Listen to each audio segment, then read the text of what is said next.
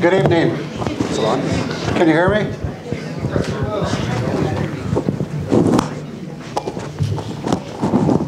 Good evening. Is that better? I'm Charlie Sparks with the Greater Kokomo Economic Development Alliance, and we want to welcome you tonight to Inventrek for our second and final candidates forum for this year's primary election on May 8th. The event is sponsored by the Kokomo Perspective, the Kokomo Tribune, the League of Women Voters, and the Greater Kokomo Chamber of Commerce. And I do want to just quickly introduce our new chamber manager who started Monday, Kim Pekerton. She's with us this evening, and we will welcome her to the chamber. This evening we'll have 3 sessions. In the first, we'll hear from the candidates for County Council District 4, Republicans Brian Alexander and Stephen Jones. In the second session, we'll have candidates for County Commissioner, Republicans Leonard Baxter and Paul Wyman. And in the final session, we'll hear from County Council District 3, Democrat Leslie Fottom. Her opponent, Les Ellison, was unable to attend tonight. We want to thank you all for attending tonight's event, and especially thank you to the candidates for their participation. I have to go through tonight's format quickly, so let me get started. Each candidate will be allowed a 2-minute opening statement. Questions will be asked on a rotating basis so that the candidates will alternate on who responds to the questions first. Each candidate will have 1 minute to respond to a question when it is their turn to answer first, and then the other candidate will have 1 minute to respond or rebut.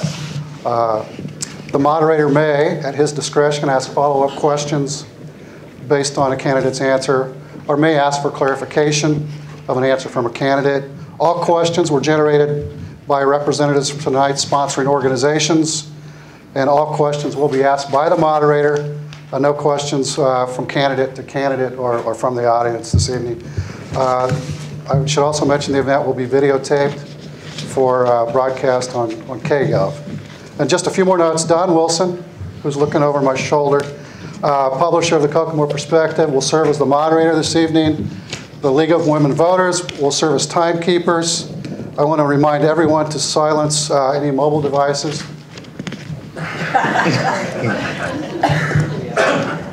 Okay.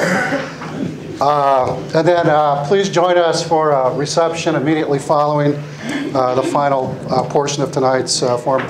The reception will be just down the hall in our shared drive, our co-worker space, immediately following the forum. And now I'll welcome Don Wilson, publisher of the Kokomo Perspective. Do I have to put this on? How did you pronounce it?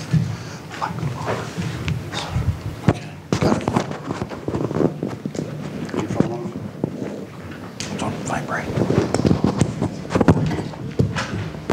It's a very smooth transition.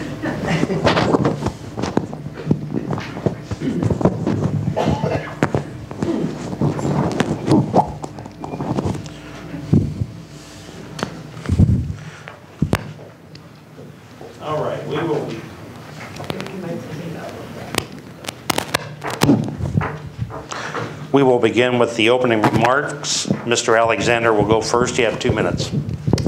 Thank you. Good evening.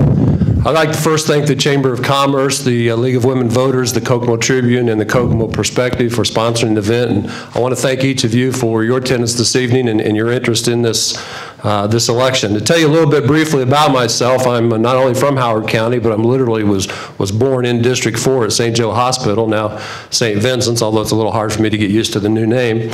I went to Northwestern for 12 years, graduating in 1978.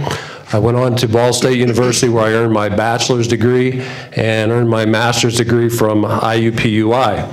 I embarked upon a career in education as a high school English teacher and a career in coaching as a basketball coach. I was a head basketball coach for 10 years and an assistant basketball coach for Northwestern boys state championship basketball team in 2007, and I'd like to give a quick shout out to the Northwestern girls team for their state championship this year. I'm also an adjunct English instructor at IUK, where I've taught for 7 years. Prior to that, I was an English instructor for Oakland City University at the Miami Correctional Facility, just over by Grissom. I'm currently on the Northwestern School Board. I was elected in 2010 for the first time. I'm this year serving my last year of my second term.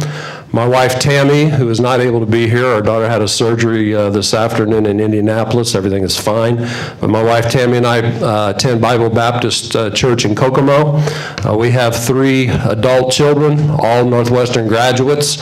We also have 2 daughters-in-law, both Northwestern graduates, and 3 very cute grandchildren. Now, the oldest is 2 years old, so none of them are Northwestern graduates, but maybe someday. We're also very excited about expecting our 4th grandchild in June. So you can see that we are a family that has been and continues to be a part not only of Howard County, but of the district that I hope to represent on the county council. Mr. Jones. I'd like to thank everyone involved in sponsoring tonight's debate. My name is Stephen Jones, and I'm a candidate for Howard County Council District 4. My lovely wife, Christy, and I have been married for 19 years, and we have 2 wonderful daughters, Jessie, a junior, and Jenna, a freshman at Northwestern High School.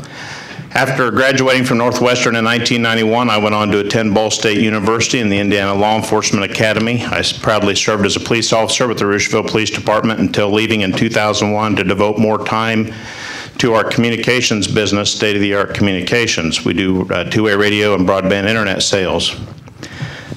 Recognizing an opportunity in the spring of 2008, my wife Christy and I opened Tri-County Travel Trailers. We've put a lot of sweat equity into building that business from the ground up, and we recently invested in a brand new facility on over 10 acres on the west side of Rushville. Having served on the Northwestern School Board for the past 6 years, I have served on several committees and volunteered my time to our students and staff on several organizations and served in several capacities. This year I have been entrusted to serve as a school board president. Being a husband and father, my family has the confidence that I will provide them a safe, secure, and support in their life. And that is a job and one that I not only take great pride in, but something that I take very seriously. I bring the same level and commitment to the 1,815 students at Northwestern as their president of the school board. And I will do the same if given the opportunity to serve as your county councilman. As a business owner and a forward-thinking conservative, I know the value of a dollar, and I will manage your tax dollars as if they were my own. As a committed family man, I will bring that same steadfast devotion in working hard on your behalf, and you can rest assured that your well-being will be my main objective. Thank you. Question 1, Brian, what are the biggest obstacles you see on the horizon for Howard County? Well, I think that the biggest challenge that we face right now in Howard County is the opioid drug crisis.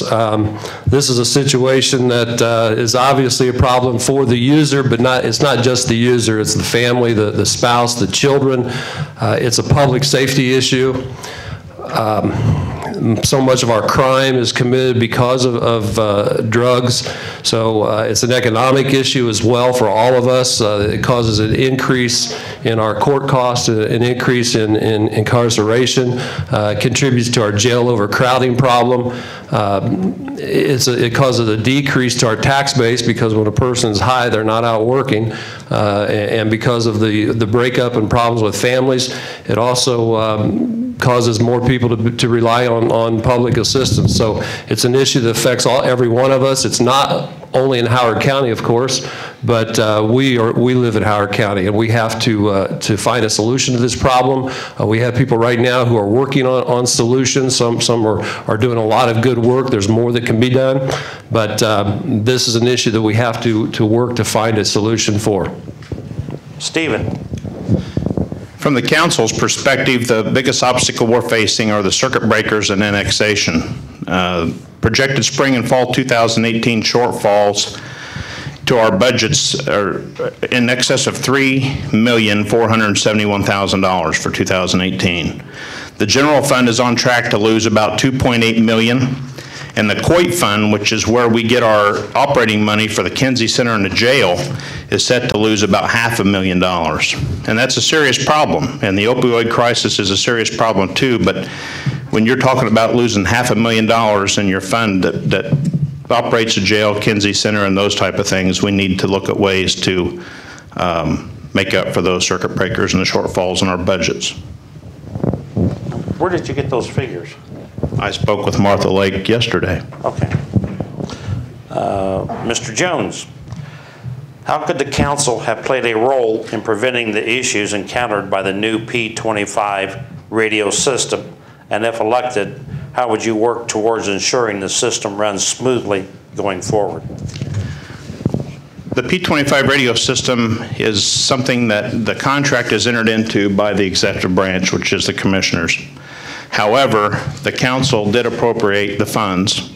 And as a councilman, it is my responsibility to ensure that when funds are appropriated, that they are spent as we appropriated them, and that they are done, spent correctly. I have voiced my concern about this P25 radio system, and I have to give credit to Commissioner Wyman. The time that went public, he has been very active in taking care of the problem.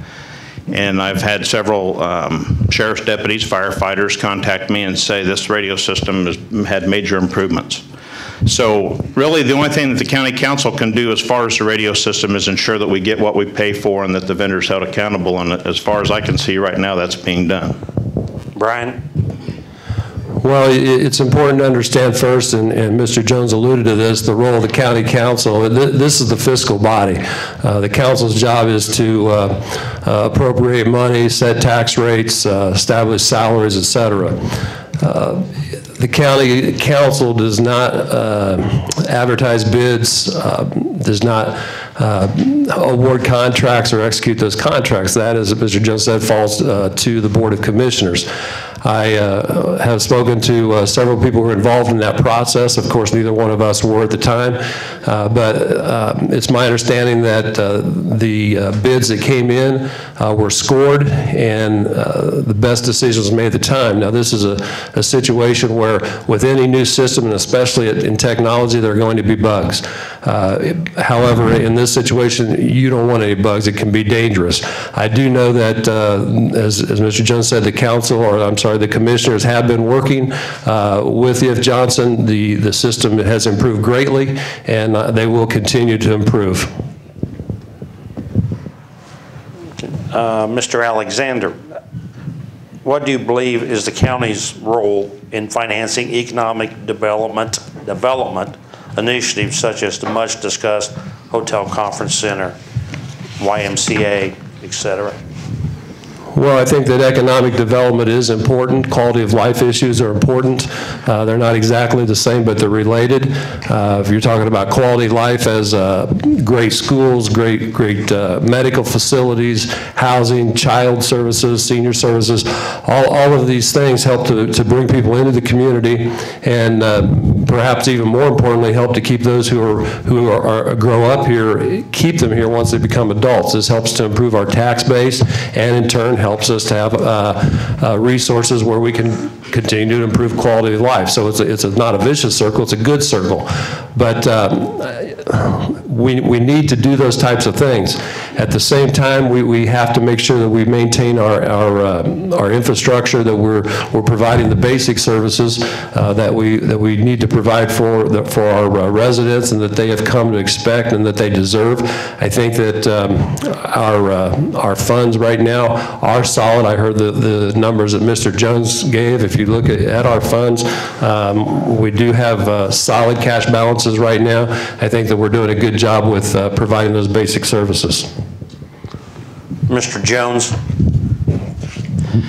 I agree that economic development is important. I mean, that's a given. We need to keep promoting our community, and we need to have facilities to welcome guests to our community. When they come to our community, they spend money here and they help build our infrastructure and provide us with income. I do have a little concern as far as like $100,000 that we spent on the YMCA. I'm not against the YMCA, but I believe some of the county employees that are wanting raises and wanting decreases in insurance premiums would have liked to see that $100,000 go somewhere else. But we get about $1 million per year generated by our innskeeper's tax, and we need to ensure that that is spent on promoting economic development. And I just want to be cautious too, because we do have places like Rosie's, Bel Air, Elite, several other places that we can promote and help with our economic development funds as well. Follow-up. Mr. Alexander, where did you get your figures from, as seems to be opposite of what Mr. Jones's figures are? Well, I also got those from Martha Lake, so. I don't know if maybe we were asking her different questions, but according to the figures I got, our funds are solid at this point. I guess I can give you the numbers if you like. I guess I don't know how to respond to that, so.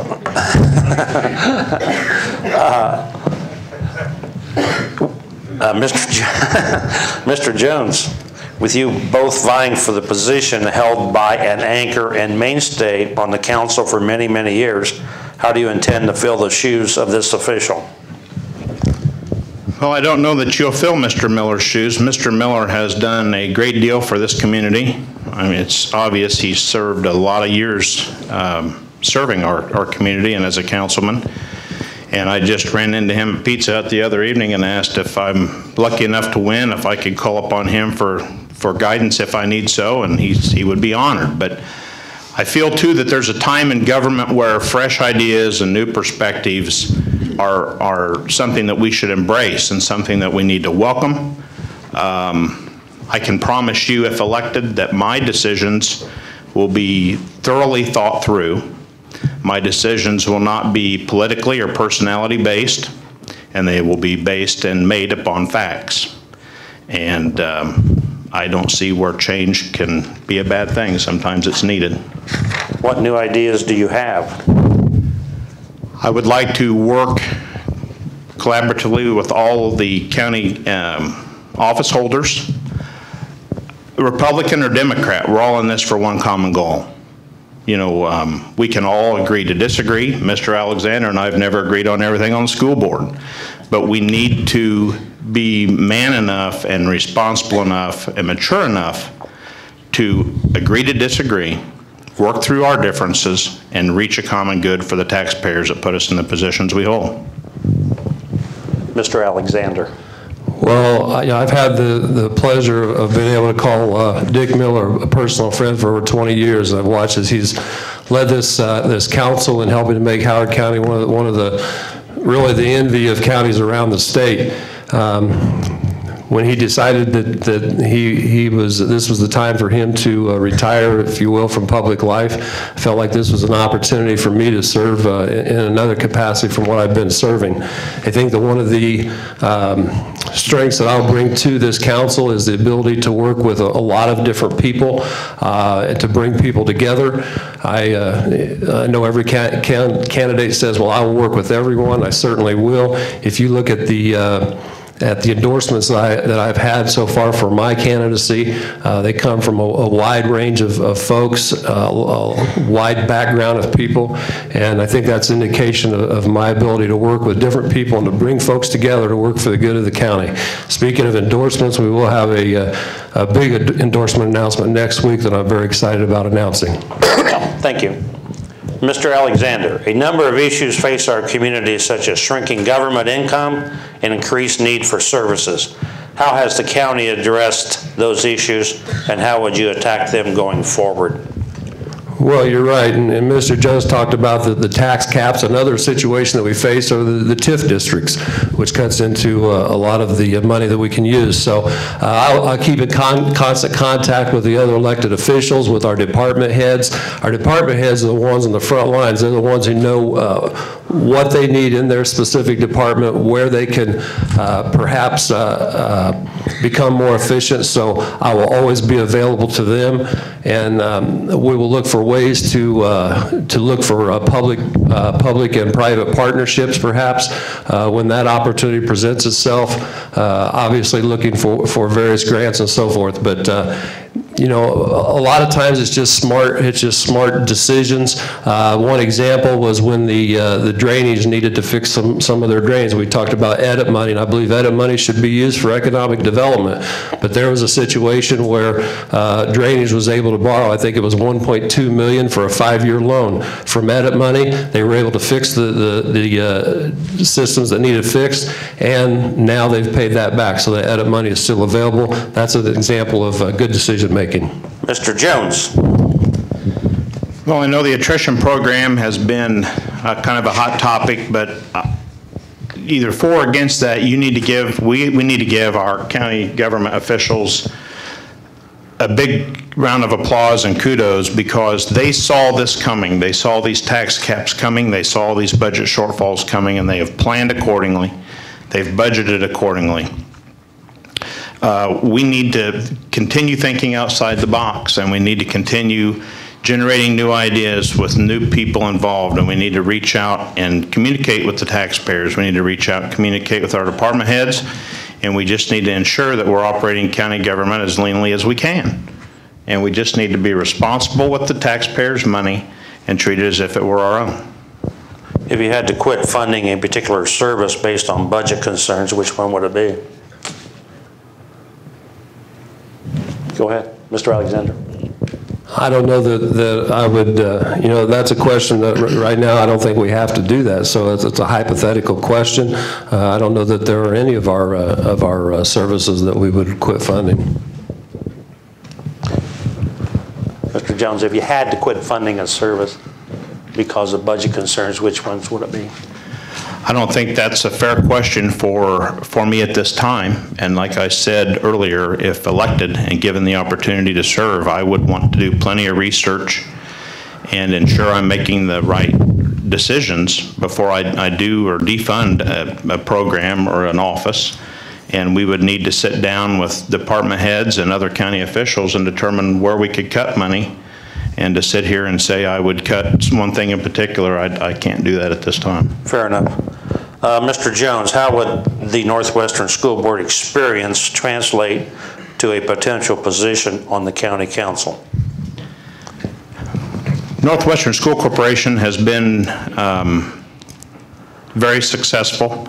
We've been blessed with great leaders. We've been blessed with great administrators, students, families, patrons. And my time on the school board has given me great insight as to how government works and how the budget works.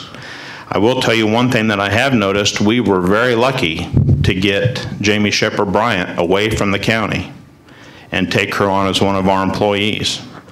And as a county councilman, that is a concern for me, because I don't want to end up being a training ground at Howard County for people to get experience. We spend the money to train them, and they go into the private sector. Western just gained another valuable county office holder, and that's something we need to keep in mind and address.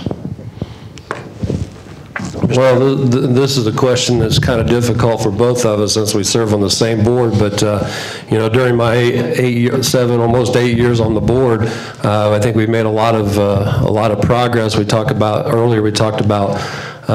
quality of life, economic development, if you will. It's not really economic development when you look at the school, but we've been able to fund some projects there, and we have the lowest tax rate of any school in the county, and we were able to fund those projects and we're still the lowest tax rate in the county.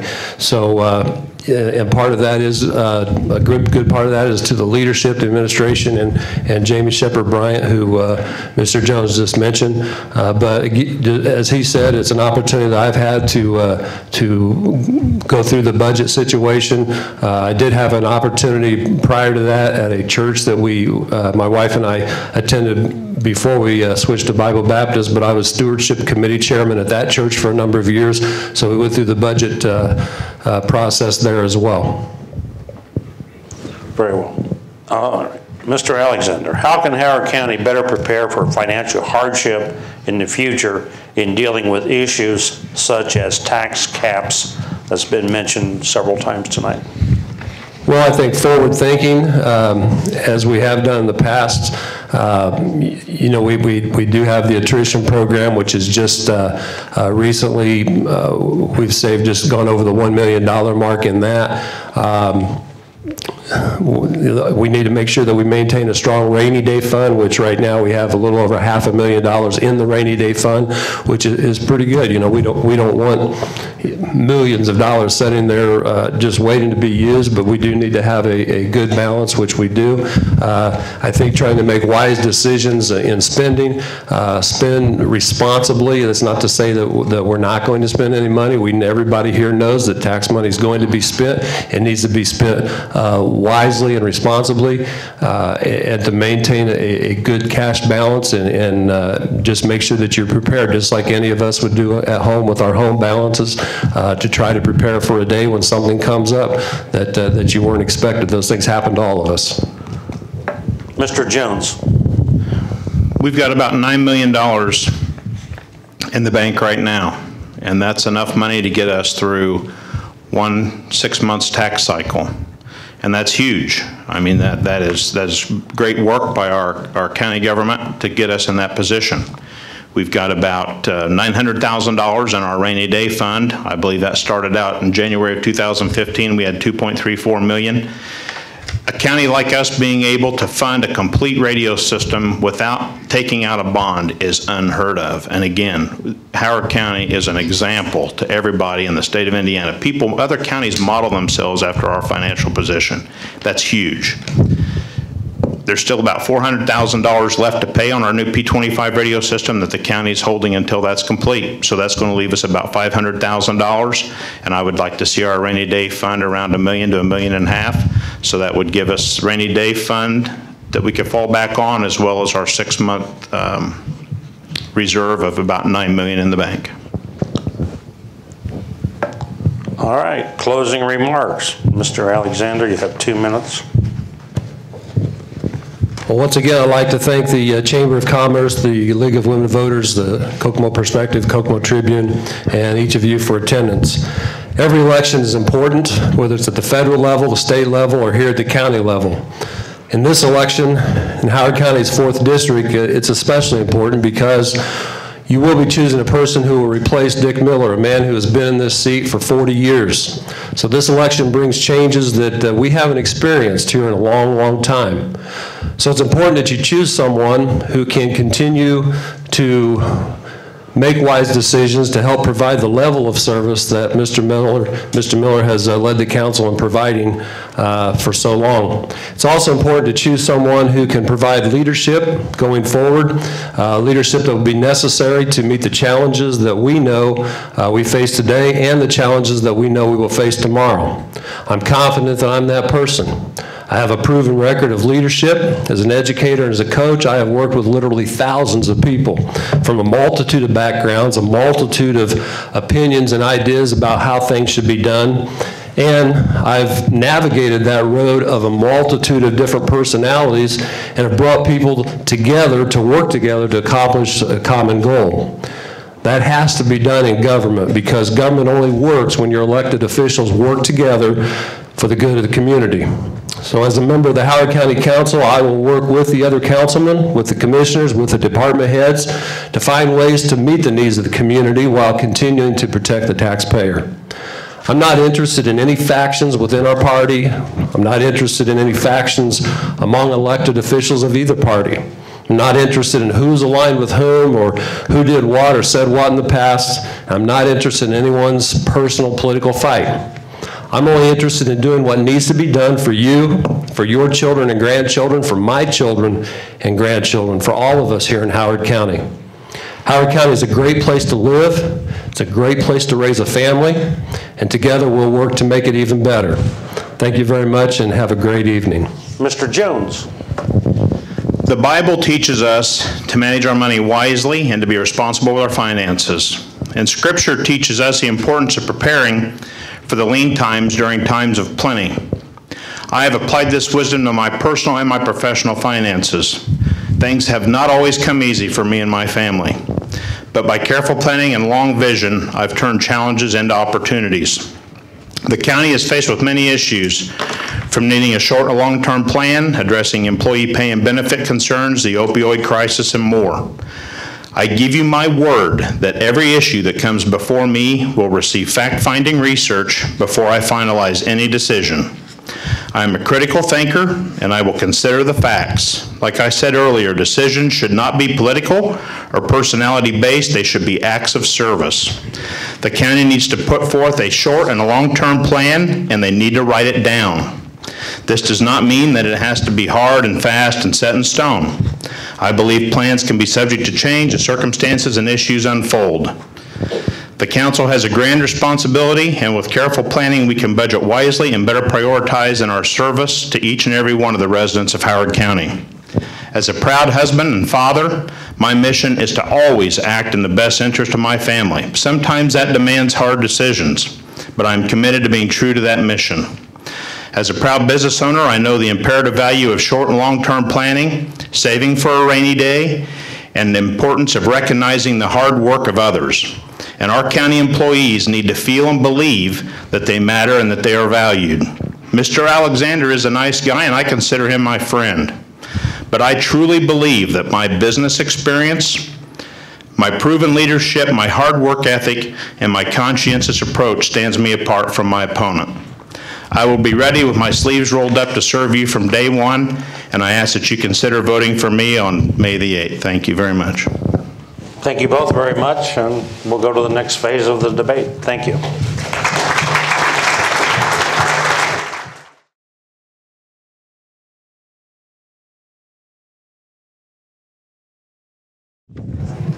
All right, are you ready for this one? 45 minutes, right? Mr. Baxter, you go first with your opening remarks. 2 minutes, please. Okay. Hello, my name is Leonard Baxter, and I want to thank the League of Women Voters, the Perspective, and the Kokomo Tribune for having us here tonight. Also, I want to thank my wife for being here and being one of my biggest supporters. A little bit about me. I grew up in Kokomo, born and raised here, and grew up on the north end for 7 years until I moved to Greentown with my family. Graduated out of Eastern High School, then went to a small junior college down in Tennessee for a year. Thought that was a little bit too easy, so I moved to Angola to Tri-State University and graduated with a mechanical engineering degree out of there. As far as my work, I went to a place over in Logansport for about a year and a half, and then went to Delphi. It was Delphi at that time. Worked there for a little bit and left, went to Fort Wayne, and then moved back to Delphi, and I've been at Delphi ever since. Or now it's Aptive. You know, we get a new name about every 3 years. As far as I got a daughter and a son. My daughter's 15 and a half now, and she's just starting to learn how to drive, so be careful out there on the road for that. Son's 14 years old, and unfortunately, it's his first baseball game tonight, and I'm here doing this to try to let you know who I am. Gosh, get a little feedback. I also am an Eagle Scout. For anybody that is an Eagle Scout, you know what that's like. I've worked with I was talking about Northwestern.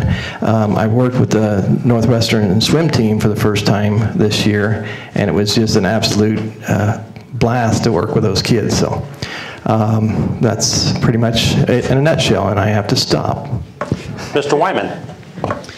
Good evening. Thank you all for being here tonight. My name is Paul Wyman, current county commissioner. I'd too like to thank the Kokomo Tribune, Kokomo Perspective, League of Women Voters for putting this event on for us this evening. It truly is an honor to serve as your county commissioner. And we've had an incredible last 4 years, and we're looking forward to talking about that tonight. I want to thank all my supporters, my campaign team.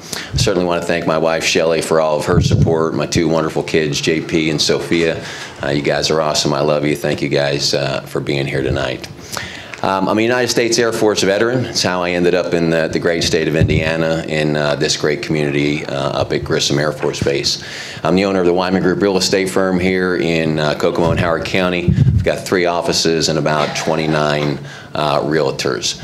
We love being a part of this community, and I believe that my staff and my company, we pour into this community on a regular basis, and it's something we're really proud of. You know, in county government, when you heard in the previous debate many of the accolades coming from the candidates, and we've been very blessed to accomplish much and put ourselves in a very strong financial position. So the thing I love about tonight is we get to talk about truth tonight, we get to talk about facts and share that information with you all. And as I'm sharing our successes over the last 4 years with you, please understand that many of the successes are not only a result of me and my position, but my fellow commissioners, our councilmen, our other elected officials, department heads, our employees. We just have the opportunity to work with some of the greatest people in county government. We get a lot done. So I'm real proud of those accomplishments, and I look forward to talking about them this evening. Thank you. Thank you, Mr. Wyman. Mr. Baxter, Howard County has recently come under fire for its new radio system by former public figures such as the previous sheriff, the Kokomo Police Department. How could these issues have been avoided, and what room is there for improvement? Well, as some of the other two people up here just before us, what could have happened is, and it's by E.F. Johnson, I believe is who the contract went to, and if you look at that, again, I work in the automotive industry, so let me tell you a little bit about how we do things. We have automotive grade components that go into our vehicles and things of that nature, and we've had councils people come in and they go, well, here's a part just like what you've got, and it's just as good, but it's cheaper, okay? So the thing about this is, if you look at the E.F. Johnson radios, they're have a less quality than what a Motorola would have.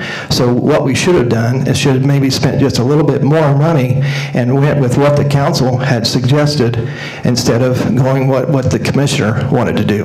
Thank you.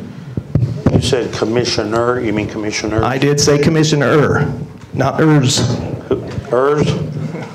Or Single Who was the single The single was Paul Wyman. He made that decision himself. Mr. Wyman. Wow. So, growing up, my mom always used to say to me, son, if you want to get ahead in life and you want to be successful, do your homework. And that statement right there, it's very clear that my opponent has not done his homework. Let me quickly bring you up to speed on how we arrived at the decision for E.F. Johnson. There was a committee put together, interlocal committee of interlocal government, and on that committee represented the Kokomo Police Department leadership, Kokomo Fire Department leadership, Volunteer Fire Department, EMA, E911 dispatchers, or the president or the director of E911, the Sheriff's Department, county council members, city council members, the city attorney, the county attorney, and myself as an executive. In that room were many, many experts. We also brought in a P25 expert consultant. That group worked for over a year and analyzed Motorola, Harris, E.F. Johnson. That group of experts recommended to the commissioners unanimously that this was the right system for Howard County.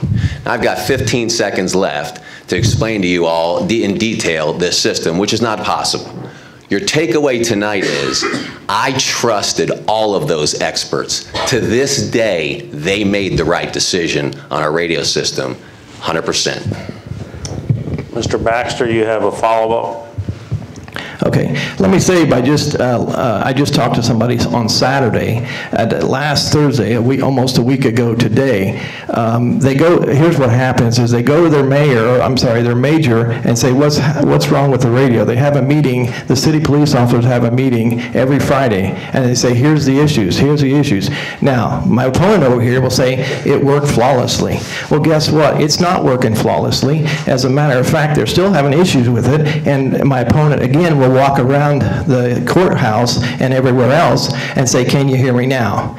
Now, the problem with that is on the first responders, sooner or later, somebody's going to get hurt. Now, some of his comments and some of E.F. Johnson's comments is, well, hold the radio the right way. Now, I don't know about you people, but I'm telling you what, if I'm a police officer, the last thing I want to say, well, hey, wait a minute, I got to go over here to the window to get reception, or I've got to hold my radio right so I can get reception when I'm trying to break somebody down and arrest them. Well, we already established a fact, thank you. You want, Mr. Wyman, would you like another response? Oh, I would love another response to that, obviously, yeah. Well, we've already established the fact that it wasn't Paul Wyman that made the decision to buy this radio system. Now let's get to the truth of the matter. The truth of the matter is I've never said the system was flawless. It is brand new technology in P25. And with that type of installation, when you're installing 1,500 radios, an entire brand new system, it comes with challenges. We're about almost next month will be a year into the process. If you want to find out about my leadership in helping fix the challenges in the radio system, I would just ask you to simply call the Fraternal Order of Police President Jeremy Dodd. I'd ask you to call Major Selden. I'd ask you to call Battalion Chief Myers. I'd ask you to call Battalion Chief Stackhouse. I'd ask you to call the Chief of Police. I'd ask you to call the Sheriff, who has endorsed my campaign because of my leadership on this issue. We have come a long way on the radio issue, and I will tell you this right now. You heard the previous candidates, especially one of Steve Jones who's in the radio business. We have had the last 2 months very, very good radio. We've had minor challenges, over 500,000 transmissions in the last 2 months. Thank you, and Paul. overall, we're doing extremely well. Is it fair to say that the system got off to a rocky start? Yes, and if that's a question, I get a response to that, correct? Yeah, no, I'm asking. Okay, great, yes. So here's what we identified about 2.5 months ago, just to put it in perspective for you. The challenges we were having with the system were several things. One was interference. Interference like we had on our old system that we weren't able to get rid of. When we identified the interference 2.5 months ago, we were able to isolate the interference. The second thing that I found out was we had over 50 people on our system that had not received training. Can you believe that? 50 people, we discovered that. So we got those people training immediately. We also had first responders installing aftermarket equipment on the radios because they liked the aftermarket equipment a little better, maybe a shorter antenna, those sorts of things, which damaged the integrity of the system. So we did training, got the aftermarket equipment removed, got the interference isolated out, and that's why for the last 2 months we've been having a lot more success with our radio system. Next month's the final sign-off for the system, and I'm confident we're going to get there. Who was responsible for the training that the 50 people didn't get? Yeah, so all the various departments were responsible for the training. And the reason, here's the other thing. As the executive, please understand this. My job was to be there for the bidding process. My job is to make sure that the contracts were what the contracts stated, and then to approve those contracts based on the recommendations from the experts. My job was not to prepare or install the radio system. And so when we realized there were some issues happening, I started to notice this. I started to notice people pointing at each other. This is your issue. This is your fault. Oh, it's the county system now. When we all collectively, city, county, everybody brought it together. So I brought everybody together for meetings 2 weeks in a row, every single day. And in that is where we discovered that people had not received training. And we together put a training plan in place. I was at roll call after roll call in the Kokomo Police Department ensuring that training was done. So, this is about leadership. And this is why the voters appreciate and vote for me. They know if there's a challenge or an issue, I will step up to that challenge, I will stand tall in the face of adversity, and I will lead and bring resolution, as you heard previously from the candidates. And any of those people I just mentioned, you're welcome to call them. You can have final word, Mr. Baxter. Thank you. He talks about leadership and direction, and this is going to be the thing all night long. And he talks about flawless, and the fact of the matter is, well, the fact of the matter is, just like I said, my neighbor is a sheriff, and he come over to me and we'd had a conversation. He was on a call into Rusheville, not just over a week ago, another one, and he gets there. Matter of fact, it was on another sheriff's house that the alarm went off. Actually, his wife was there and didn't shut it off. He shows up. He's trying to call for backup, he goes, no, never mind, it's a false alarm. Nobody heard him. This is not a good radio system. We need, and I guess if I was a leader, when I become the leader, the first thing I will do is make sure Johnson gets the right radios, if that's because we've already bought into it now. Thank you. Mr. Wyman. Howard County is about to launch its systems of care aimed at curbing, or at least helping, with the drug epidemic. Much progress has been made in bringing care provides to the table, but has also received both praise and criticism from community leaders. What kind of impact do you expect it to have? Well, I certainly expect it to have a big impact. You know, this opioid crisis is very personal to me. It's very personal to my family, and it's very personal to our community. And last fall, when we had the opioid summit, many community leaders in the room determined that this was the appropriate way to go. People like Chief Probation Officer, law enforcement, elected officials, heads of nonprofit organizations.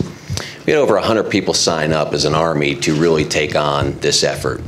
And it's been amazing what's been accomplished. A public-private partnership's been put together.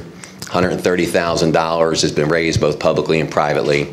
And now we'll have an opportunity for families and individuals to come into the system of care, meet with a navigator, and start to be connected to wraparound services. The number one thing I hear from addicts and families suffering from addiction is they don't know where to start. They don't know where to begin. They don't know how to get connected and get help. The system of care is now the answer to that. Turning Point is where they can go, meet with a navigator, and start getting those wraparound services. Mr. Baxter. Again, this is where my opponent and I think a little bit differently. Yes, I have a personal investment with this as well, but the systems of care, and it sounds good, but it's just like the 211 system that we have. Basically, it's a referral program, and we have these programs in place already. Now, one of the things I think we should do and can do, and matter of fact, if you look at Allen County, they're doing the same thing with the opioid issue, is they are actually arresting these people and having them go through a court system. It could be deferred, and therefore you put the responsibility back on the individual, and they have to come into a court and say, here's what I've done, here's where I'm going, to get clean and have a better life. Paul, isn't one of the criticisms that it's duplicating what we already have? So once again, we should do our homework on these types of issues. United Way 211 is phenomenal. I chaired the United Way 211 2 years ago. It's a great program. But it's just that. You call up on the phone, you can ask any question you want on any topic, and they're going to look at their resources and say, here's a phone number. Addicts and families suffering from addicts, first off, aren't just going to call and say, tell me, and then go make the call. The system of care gives them an opportunity to sit down with a navigator who can triage the family. As this addiction tears families apart. And what we find happening is they're focused on the issue of the person that has the problem, the addict themselves, but we're not paying attention to the husband and wife who've been married for 20 years who now need counseling, or the little brother, nobody's paying attention to him and how he's dealing with the addiction.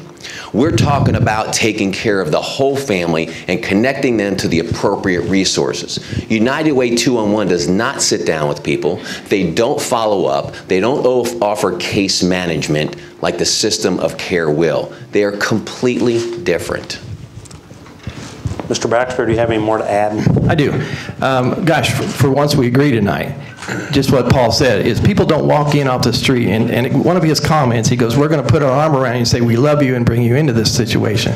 Well, that's not how addicts work. They don't have a problem. Alcoholics, they don't have a problem until they hit rock bottom, or they have an issue to where they get arrested and they are forced to get help. They don't have a problem. That's my point, is his system is just a referral program. That's all it is. And again, I think we can enhance the 211 system to get these people help. Have them go through the court systems, you know, and get help that way. Very well. Can we talk more about this? I mean, this is a big topic. Sure. If you have a follow-up, you have more? Sure, yeah, absolutely. We can't go all night on it. Well, no, well, I wish we could. Yeah, but we can't. So, you know, keep in mind, the number of people that I mentioned and the number of experts in our community, including people in the judicial system, that said this is the right way to go.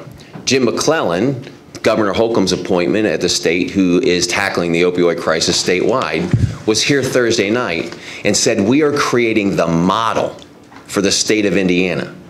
He called me and he emailed me 2 days ago and asked me to come down and present at the state what we're doing here in Howard County with our system of care, because it is a model. It is something that is new and innovative, the way we're taking the approach to system of care. So when we're talking about taking care of families, that's exactly what we're talking about doing. So, you know, when my opponent wants to say that these people aren't going to visit with us, no, we're trying to keep people out of the judicial system. We're getting to families before they ever get arrested and go to court. By families knowing there's a place they can go to get help, they'll come. We've already been navigating for people. I navigated for a family 2 weeks ago. Our navigator that we just hired visited with somebody already this week, and we're not opening till April 30th. Thank you, Paul. They want help. All right, can we move on? Is that all right? No, I don't think we can. Hang on just a second. No, this is important because you know, we've got a judge standing here, and he's got the drug court. Matter of fact, he's got a 25% success rate. You know, that's better. You go to any other court in the 92 counties, and they have a 5% success rate. And this is what I'm saying is, again, people are not going to, you know, my parents were alcoholics. I know what it's like. I've got a sister that's mental. I know what it's like, okay? They don't just walk in and say, oh, hey, I need help. Oh, hey, my mom and dad need help. That's not the way it works, okay? I know a little bit about it. And I've counseled people as well. So what we got to do is, again, arrest them or not, get them arrested, take them to court, and say, okay, now Mark McCain, we're going to divert these into a program to where they visit somebody and get the required assistance they need. Okay. We spent a lot of time on something you both agree on. So if we can move on. The last candidates mentioned the rainy day fund. And at one time it was over $2 million. And if I remember right, it's going to go down, or it is down to $500,000. And is that before or after we pay for the remainder of the, radio system? What does that leave it at? Is this my question? I'm just asking you. You should, both of you should know that. 400,000. It'll be a little over $500,000. All right. So what is your philosophy on growing and maintaining a rainy day fund? Paul. Okay, so that is accurate. We did have over $2 million in the rainy day fund, and that was intentional. We had received additional tax dollars that came in that was unexpected, and we really didn't have anything to do with it at that time, so we put it in the rainy day fund. We also received a chunk of money from GM and some back taxes they owed, $860,000, and instead of putting that in the rainy day fund, we refunded that directly to the taxpayers. In fact, when we called the state of Indiana and said, hey, we want to do this, they kind of paused and said, you want to give tax money back to the taxpayers? We've not done that before. And we said, that's exactly what we want to do. And we pushed the $860,000 back to the community through a property tax credit. So we pushed money back to taxpayers. We put money in a rainy day fund because we knew we had big projects coming up, like the radio system project. So when you heard the candidates earlier saying we're paying cash for items, it's exactly what we're doing. So the money wasn't put in there because we needed it for rainy day. The money was put in there because we had no other place to put the money that made sense. We used that cash to pay it. $500,000 is the appropriate balance for us. $500,000 is about what our peer counties have, if they have anything. So I think it's the right amount. Mr. Baxter. I think about $1 million, $1.5 million is the right amount. And how can we grow? We need to put that invest that into some good finance situations where we get some income off of that. $500,000 is nothing. We went through a tornado here a year and a half ago, and we could burn through $500,000 just cleaning up trees and limbs and such of that nature. So no, $500,000 doesn't cut it. Paul? Well, let's go back to the worst financial crisis in most of our lifetimes in 2009, 10, and 11. Okay, the worst financial crisis. Foreclosures in Howard County, 42% of all homes were in foreclosure in Howard County that were being sold. Unemployment rate topped out at 20% in Howard County. Chrysler, GM, Delphi, in bankruptcy. And we never touched our rainy day fund. Never touched it. In the worst financial crisis in most of our lifetimes. Why would we sit there with $2.5 million or $1.5 million in a rainy day fund when we didn't even touch it at the worst possible time we could have needed it? The reality of the matter is $500,000 is plenty. We have $9 million cash in the operating account, $2.6 million in our edit account. There doesn't need to be a loaded up rainy day fund. We didn't touch it in the financial crisis, and there's nothing like that on our horizon now. But if you don't adjust for inflation, if you stagnated at $500,000, that doesn't mean you maybe shouldn't have used it, you just didn't use it. I don't know that you should have. But wait a minute, aren't we making decisions for people down the road 15, 20 years from now when you won't be here? I assume you won't be here. So will that do it? Yeah, so it's a great question. So I just ask you to look at our financial situation and how we do business in county government. We spend within our means, like all families in our community are expected to do. We have a very strong financial position, almost 50% of our general fund in the account, which is unheard of. If you look at any one of our peer counties, they don't have near the financial position we have. So my argument is, why are we sticking in a rainy day fund? If you want to look 10, 15 years down the road, look at how we manage our money. We're debt-free. We have cash. We pay cash for everything that we do. And I think the taxpayers really appreciate that. I think they love the fact that we didn't go bond for radios and bond for work release and do all these things. We've been paying cash for all that. So whether the money's in a rainy day fund or the general fund or the edit fund, a name's a name. We're in very strong financial position. Well, you're almost making the case that maybe we're being overtaxed. Yeah, well, I mean, I'm glad to answer that because it's a great argument. And so that's exactly why I was one of the handful of people that pushed to send the $860,000 back to the taxpayers. I said, it's too much. This is a windfall of money. We should not keep it in government. It's the taxpayers' money because the taxpayers in Howard County covered that amount of taxes for GM when they didn't pay it. So we gave it back to the taxpayers. I challenge any of you to think in your lifetime when government's ever given you money back. One time, when Howard County government did it. And I was honored at that point to do it, to work with Jamie Shepard and the council and our fellow commissioners, and we got to push back. So the reality of the matter is, our financial position is based on a financial model of 50% of the money in the bank, money in the economic development account for any great economic development projects that come along, have a little money over here for a rainy day, and let's meet the needs and the services of the people. Very good.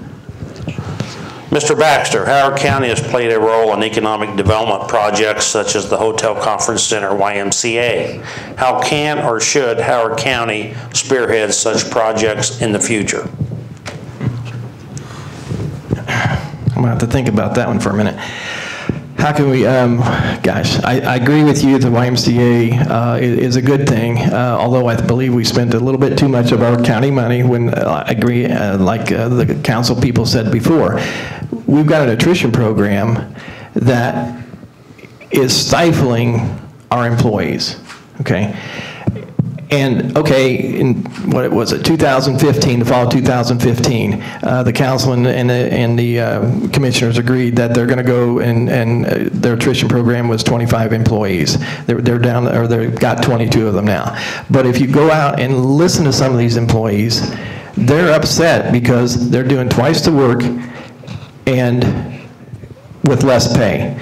Now, part of that is, and I understand this because I work at Delphi and I work several hours a day, but we don't we don't live to work, we work to live.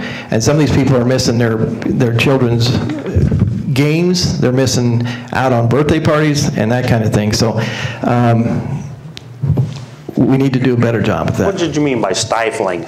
Stifling, when you micromanage, okay, good question.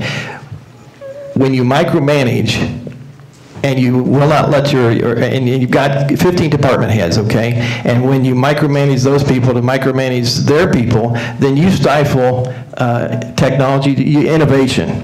And therefore, when you go back to these people and say, hey, if you let them do their job, and because they know, trust me, I work in the manufacturing department, and the people that actually do the job know how to do their job better than I do. That's what I'm saying. Let them do their job. If you've got an issue with a department, say, hey, how can we reduce your finances? And that's, you ask them internally. Very well. Paul? Okay, so the question I think was economic development. It was.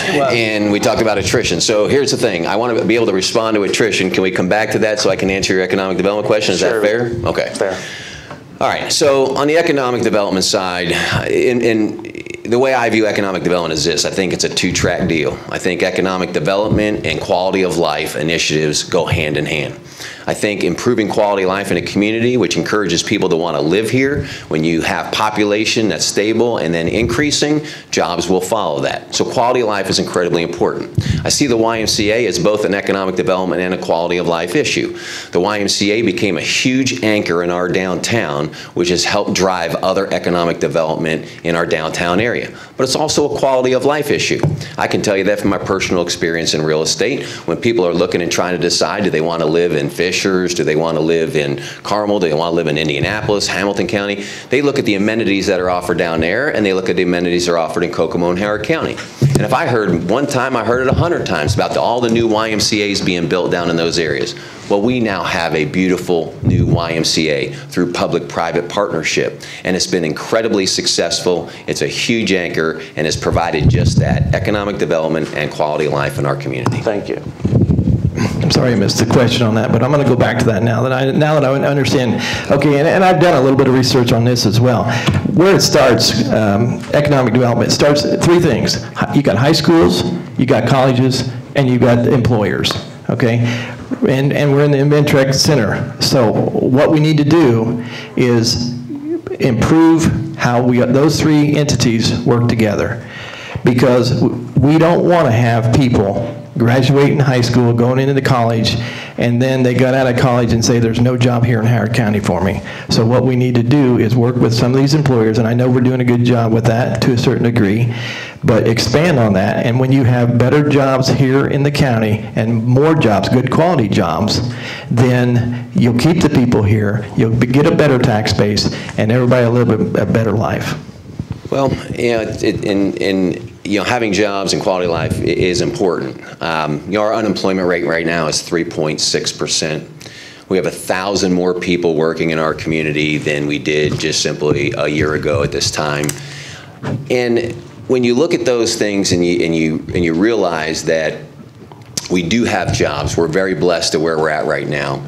And we do have an improved quality of life from just 10 years ago. Look at our community today compared to 10 years ago and the exciting things we get to do, whether it be go to a Jackrabbits game, the new YMCA, the trail systems, the list goes on of the improvements in our community. And so it's a very exciting time to be in Howard County. There's no doubt that people are taking stock and notice of what's going on in our community. So we've got great economic success going on right now. We have strong financials in county government. Things are really clicking for us at a good pace. Mr. Baxter. Well, here we go again on these falsities. Paul mentioned the 1,000 new employees. Well, that's actually a projected number, and he said it himself in one of his Facebook pages. If you go to the U.S. Bureau of Labor and find out what that is, he quoted it as 1,003. Well, that's not really the actual number. That's a projected number. That's like going and saying, hey, in my household, I'm going to save $1,000 this year. Well, the reality is the number is somewhere in the neighborhood of between 270 and 500, depending on what you look at. So now we're in a shortfall of how to make that up. And these numbers, they don't come from Paul, they don't come from anybody in this room, they come from the Bureau of Labor Management. And they say, okay, from a county of your size, with your manufacturing ability, with the schools that you've got here, here's what we expect that you should have as employment. So the 1,003 number is not correct. Well, Paul, do you have more to add to that? Yeah, I mean, if I could. I mean, first off, I would never share numbers with our community that were inaccurate, okay? My numbers came straight from the state of Indiana, Department of Workforce Development. And they put these numbers out, and it states right here on the top of the sheets that we get in government. Prepared in cooperation with the U.S. Bureau of Labor Statistics, okay? And so when I go to that Kokomo-Howard County market area, and I look at January of 2017, and it says 35,759 people employed. And then I look at January of 2018, and it says 36,762 people employed. That's a 1,003 increase. That's not new jobs. It's number of people working in the community. And that was proven to you. I've made a Facebook post about our unemployment rate. 3.6% unemployment. So a year ago, our unemployment was 4.6%. Almost a full 1 point improvement. How does that happen? It happens by more people working. So these numbers come right here in conjunction with the Bureau of Labor Statistics. I would never put something out that Does it wasn't say provided anything to us. about underemployed people? Yeah, sure. So I've got labor force, employed, unemployed, and what the rate is. And those are the 4 categories on here. And so on the underemployed people that you're talking about, we've had more people enter into our workforce, and the unemployment rate came down. That's a very positive thing. That shows you the growth in the number of people working. When you have more people come into the workforce and unemployment rate coming down, that means jobs are happening and people are working. So it's factual So we don't stuff. have a huge number of underemployed people? Yeah, I wouldn't say it's a huge number at all. I would say that, look, anybody who wants to work in Howard County today can work in Howard County today. That's 3.6% unemployment is considered full employment. I know that fast food stores and things like that have trouble getting them. They're having workers. a lot of trouble. But are we, Yeah. is Which that the means there's jobs very you're good referring, is that the jobs you're referring to? No, But you're right. What I'm could. saying is when fast food places are struggling to hire people, that means there's good jobs in the community. Okay, Mr. Baxter, I know you're anxious to say something else. Well, again, these numbers are projected numbers, and I didn't realize we could bring information from outside of here, or I'd have certainly brought mine as well to prove that these numbers are not correct. I agree with him that the unemployment rate is 3.6% now, but if you look back in January, February, and March, it was 3.4. So we're headed in the wrong direction. Now, he talks about McDonald's jobs, Burger King jobs, things of that nature. We've got, gosh, how can I explain this one? We've got a millennial group out there that really doesn't want to work. And that's our fault. That's our as parents, that's our issue that we need to correct. And one of the things with that is these kids, and again, I work with them on a daily basis. I get people out of Michigan State, Virginia Tech, they come in and they're like, well, hey, I'll be here at 9:30 tomorrow. It's like, well, wait a minute, aren't you going to work? And that's an issue. So we've got these kids that don't take these jobs because they don't want to, because it interferes with their personal life. Thank you. One last question, I think, before we have to close. The group before you painted a very rosy picture of county government. You've painted a rosy picture of county government. Why is the county employees receiving multiple increases in their county insurance? Could some of that money that we have spent or gave back or whatever went to defray some of that cost, or should it have gone to defray some of that cost? Maybe that's a better way of putting it. No, this is your turn. My turn? Yes. Okay. So, so this gives me a chance. I'm hoping to come back to the attrition deal that we talked about earlier. You guys heard in the previous debate about the shortfalls that are created as a result of property tax caps, annexations, and those sorts of things when they come together. And a couple years ago, the auditor and several other people brought to us the concern that the county was losing at that time about $1.5 million, $1.8 million, somewhere in that range on circuit breaker loss and annexation dollars. So I immediately went to work and came up with what we now refer to as the attrition program. And we put an attrition program in place where we said, listen, let's address the shortfall, do it through attrition, so we're never forced to hand out pink slips, and let's be able to get ourselves and keep our county in a strong financial position. And so that's what we did. We've eliminated 23 positions in the last 2 years ahead of schedule, which is a little over $1 million in savings. The taxpayers expect that from us. They expect us to manage our government the way that businesses are managed and the way that they are managed at the places where they have to work. Do I get a little bit more time since we talked about attrition earlier? I mean, Are you talking about attrition now? well, but yeah, I'm tying it into your whole point, right? Well, go ahead. Tie it in. I'd like to hear it. Yeah. So the whole concept of saving those dollars, as we explained to the employees, was if we're going to get back to consistent pay raises, bonuses, and pay for you all, this is a way to do it. So every time an employee has left, contrary to what you're hearing from my opponent, those departments weren't told you can't hire somebody. Those department heads have come before a group of us that work with them to analyze, could we get rid of the position? It's never double the work. Trust me when I tell you, the majority of the 22 positions that we've eliminated, county government did not need. We were bloated in those areas. What we did was the minimum amount of responsibility that was left behind by those employees leaving, the other employees were glad to take on those responsibilities because we increased their pay for doing so. So we redirected some of the attrition money to give them more income.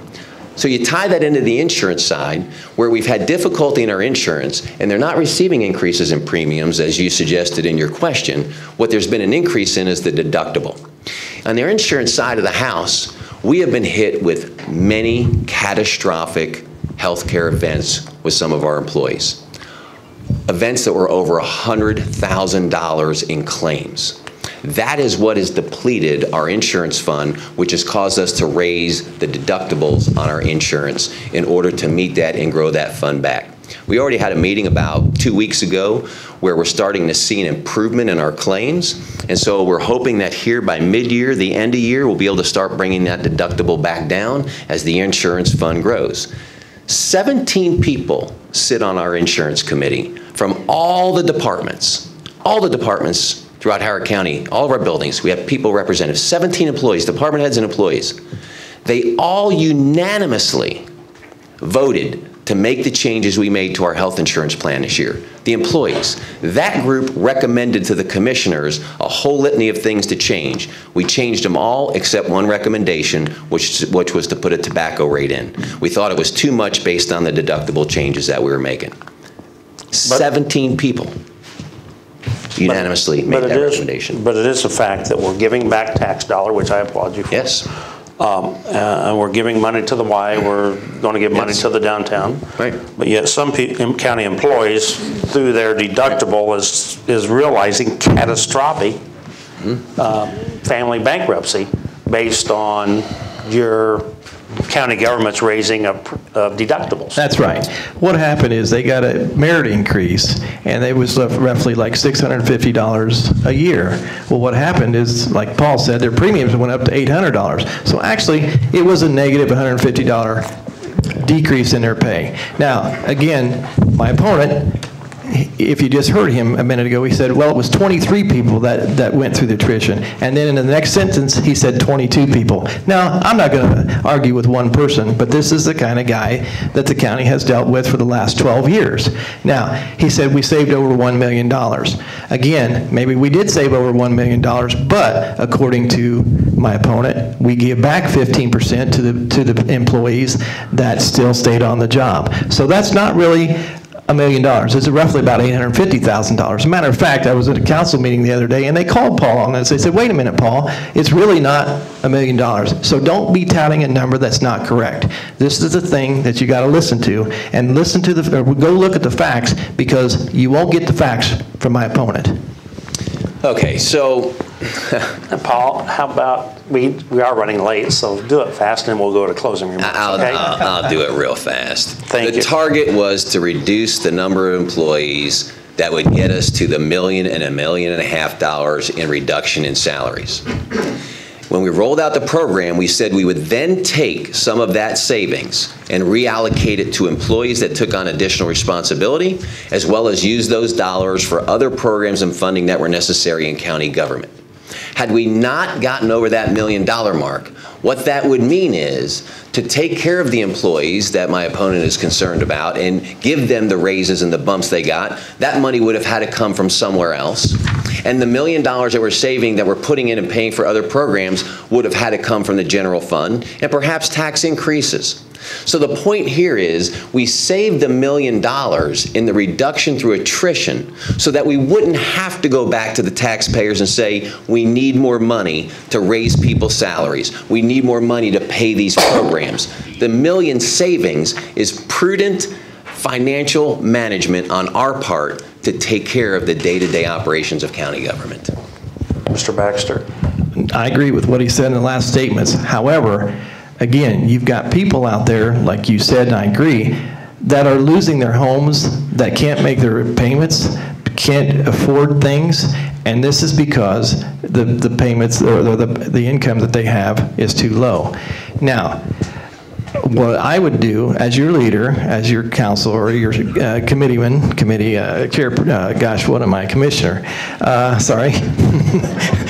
22 or 21. Yeah, 21, 22, what's the number, right? Commissioner, tomato. Well, and again, I want to say this. He's been at this 12 years, right? Okay, give me a shot. I'll show you that I'm the right person for this job. If you elect him, it's another 4 years of the same stuff. I know I've got 30 seconds, but I've got more. One other thing we haven't touched about is, unless we can, is the work release program and the new jail and prison of that nature. But maybe we'll save that for another day. Maybe we will. Let's move to closing argument, or closing statements. I'm sorry. Mr. Baxter, you go first, please. Well, again, I'd like to thank everybody for showing up tonight. And where was I going with this one? Shoot, I lost my track of track of mind. I know there's been a lot of disagreement between my opponent and I, but I think when we come out of this, we're both Republicans, and I think when we come out of this, whoever wins will still do the county a great job. And I think that's what I want to have you guys take away from this today. Yes, we have a lot of disagreements. I would manage differently than Paul, and I think that's just what people have to understand and see between him and I. Thank you. Mr. Wyman? Thank you very much. So I'm asking for your vote, and I'm asking for your vote because of the results that I've achieved as a county commissioner for Howard County, working closely with my fellow commissioners, the council, and our employees. The results are in and they're clear. Your county government is one of the premier county governments in the state of Indiana. We're constantly called upon and asked, how are you guys doing that? Our financial position is unmatched in our peer counties. The results we've achieved on major programs that have been tried for years, our work release program, a phenomenal new program put in our old jail under budget, and it's successful. We have people in there right now that are actually turning their lives around, and we're ecstatic about it. The system of care work and tackling the opioid crisis, 100 people, many experts have joined this. We are doing something about one of the biggest crises before our community. Results is what I'm about. Solution-based principles is what I'm about. I deliver that to the taxpayers. You can look at my record. It's transparent. Go back to any one of my previous elections and see anything I've ever campaigned on, and you'll be able to check the box. When I tell the taxpayers I'm going to do something, I deliver that to the taxpayers. And I think the taxpayers recognize it. I love Howard County. I love this community. I'm invested in it. I roll up my sleeves and volunteer my time to make a difference in this community and utilize my position as a county commissioner to help make our community the best it can possibly be. I love when people look at Howard County and think and see the great things going on. Thank you. I'd appreciate your vote on May 8th. Now, please stay here. We were supposed to have another debate between Les Ellison, the incumbent, and Leslie Fadum. I hope I pronounced that right. The incumbent decided to go somewhere with his wife, wanted us to read a rambling statement, which we chose not to run. But if you stay and listen to this candidate, she has 10 minutes. I think you'll find her extremely intriguing. Thank you two very much.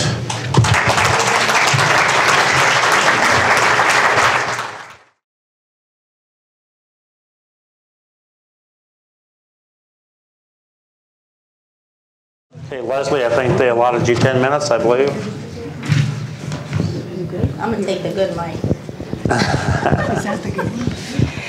And we know it was a man who said women talk too much, right?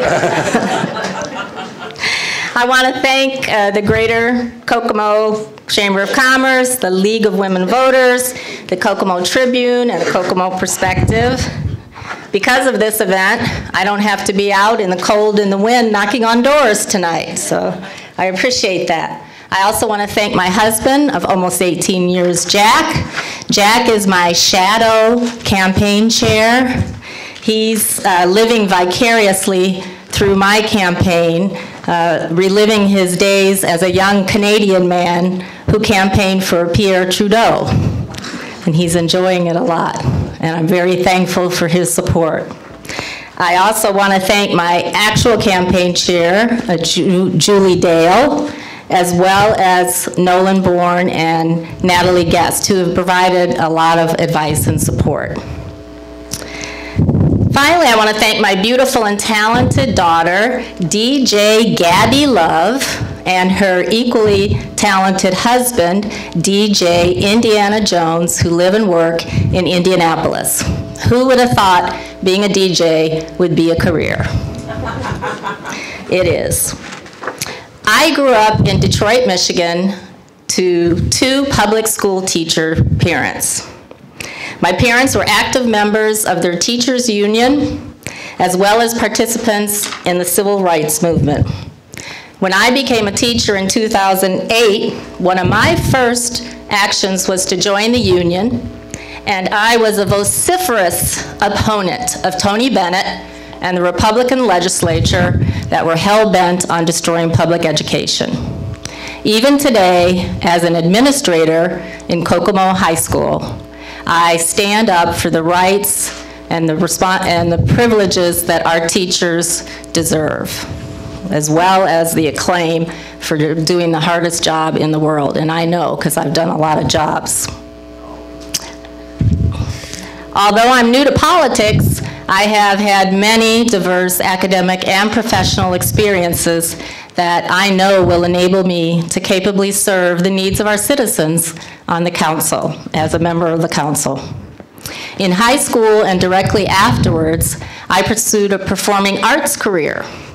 I went to the University of Detroit and was in their Bachelor of Fine Arts program before I decided to move to New York, and then San Francisco, and then Chicago, where I finally got tired of waiting tables and decided to achieve my alternative goal of becoming a veterinarian. I went to school at Loyola University of Chicago as a biology major, and then moved on to Michigan State University's College of Veterinary Medicine, where I obtained my Doctor of Veterinary Medicine degree. I took and passed the California and National Veterinary Board exams and became a licensed veterinarian.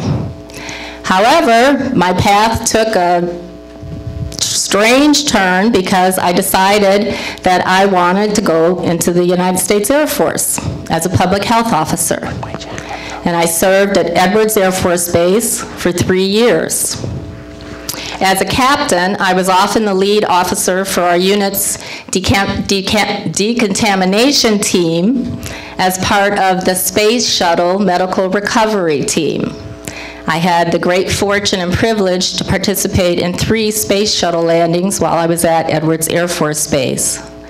I loved being in the Air Force and living in Edwards, but my strong desire to return back to school led me to enroll in law school at the University of Chicago.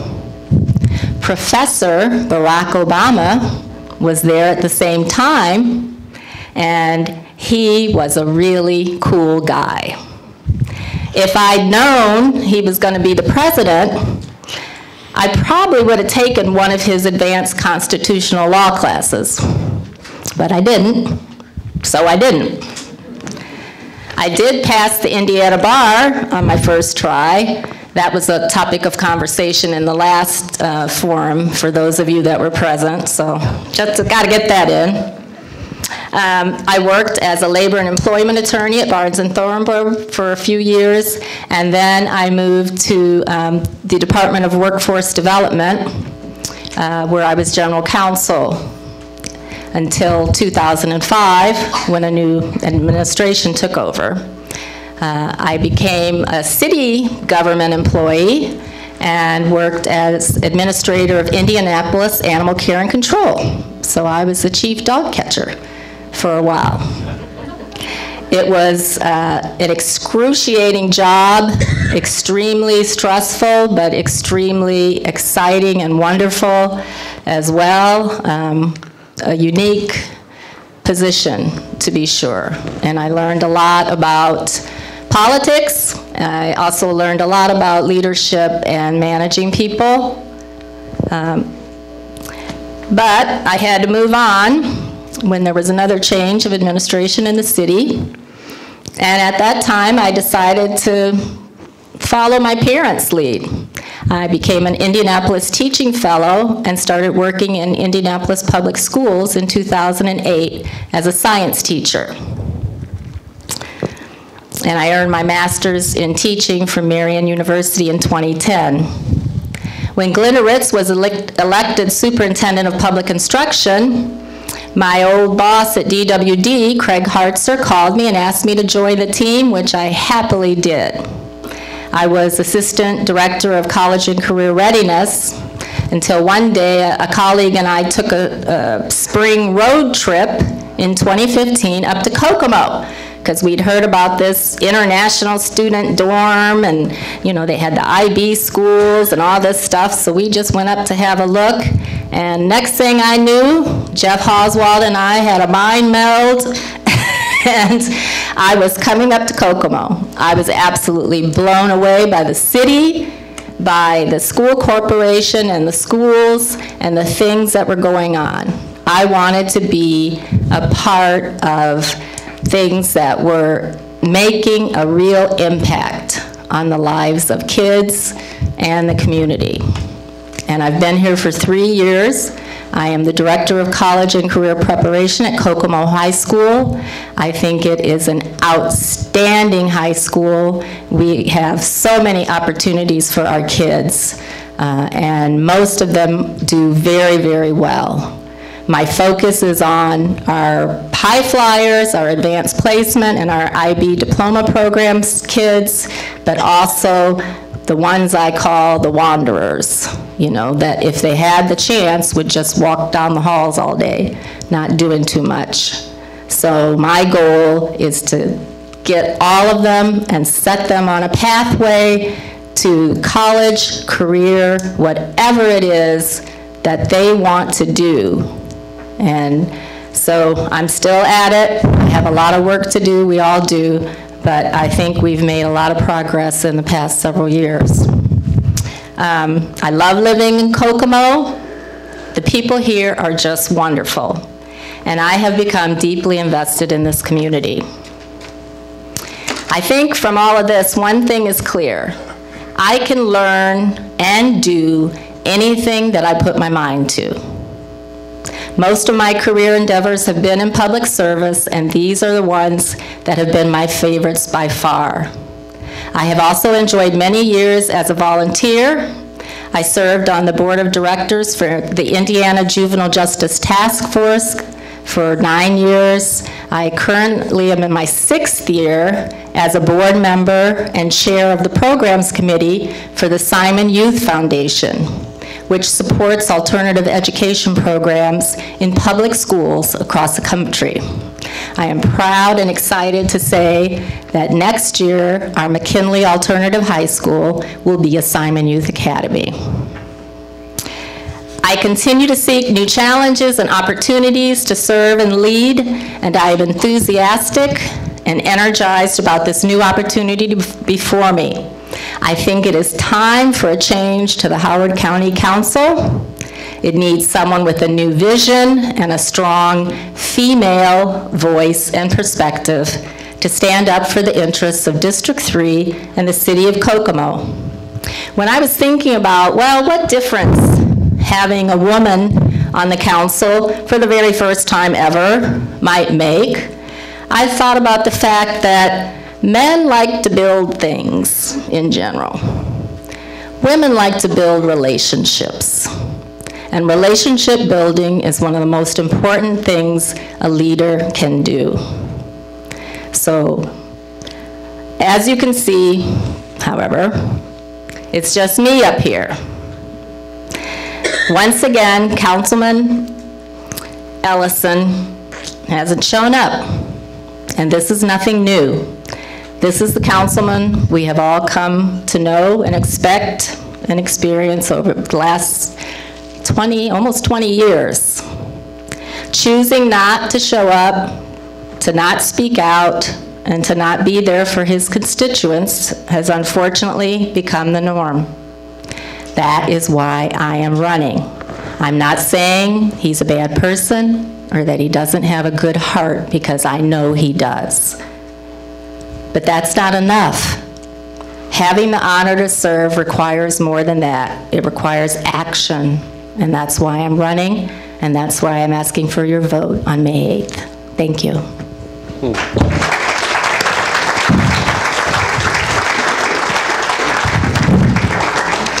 Very impressive, Leslie. Thank you. Thank you for attending, everyone, and the candidates for